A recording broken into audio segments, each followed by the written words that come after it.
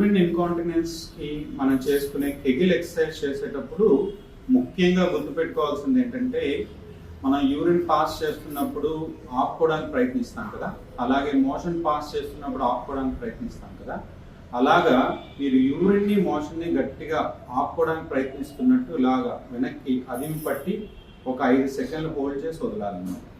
ప్రతి స్టేజ్లోని కూడా, అది పడుకొని చేసినా, కూర్చొని చేసినా, నిలబడి చేసినా, మీరు ప్రతి స్టేజ్లోని కూడా ఎక్సర్సైజ్ చేసేటప్పుడు యూరిన్ని మోషన్ని ఆపుకోవడానికి ఇలా గట్టిగా అదిమి పట్టి ఎలాగైతే ప్రయత్నిస్తుంటామో అలా ప్రయత్నించి ఒక 5 సెకండ్స్ హోల్డ్ చేసి వదిలేస్తూ ఉండాలన్నమాట.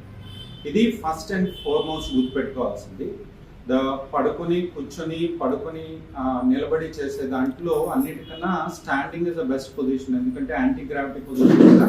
సో స్టాండింగ్లో బాగా చేయండి. నిలబడి మీరు తాడాసనం లాగా ఇలాగ 2 చేతులు పైకి పెట్టుకొని పైకి లేపి ఇలాగ శరీరాన్ని యూరిన్ని మోషన్ని గట్టిగా హోల్డ్ చేసి ఒక్క 5 సెకండ్స్ ఉంచి వదలండి. మళ్ళా పైకి లేచి యూరిన్ని మోషన్ని ఒక్క 5 సెకండ్స్ హోల్డ్ చేసి వదలండి. ఇలా ఒక 20-30 సార్లు చేయండి. పడుకొని ఈ రకంగా మోకాలి కింద దిండు పెట్టుకొని 2 చేతులు ఇలా ఇక్కడ అదిమి పట్టి గట్టిగా యూరిన్ని మోషన్ని గట్టిగా బంద్ చేసి ఒక్క 5 సెకండ్స్ హోల్డ్ చేసి వదలండి. అలాగే మళ్ళా యూరిన్ని మోషన్ని గట్టిగా అదిమి పట్టి కిందకు నొక్కి ఒక్క 5 సెకండ్స్ హోల్డ్ చేసి వదలండి. ఏ పరిస్థితుల్లోని బ్రీదింగ్ మాత్రం హోల్డ్ చేయకండి, బ్రెత్ హోల్డ్ చేయకండి. ఓన్లీ మీరు యూరిన్ని మోషన్ని రెండింటిని కూడా వెనక్కి లాగి అదిమి పట్టి ఒక 5 సెకండ్ నుంచి వదలాలన్నమాట.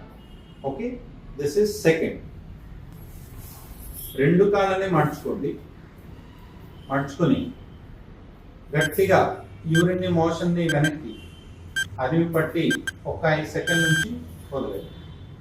ఓకే, మళ్ళా యూరిన్ని మోషన్ని ఒక 5 సెకండ్లు హోల్డ్ చేసి 1 2 3 4 5 వదిలేసాను. అలా ఒక 20-30 టైమ్స్.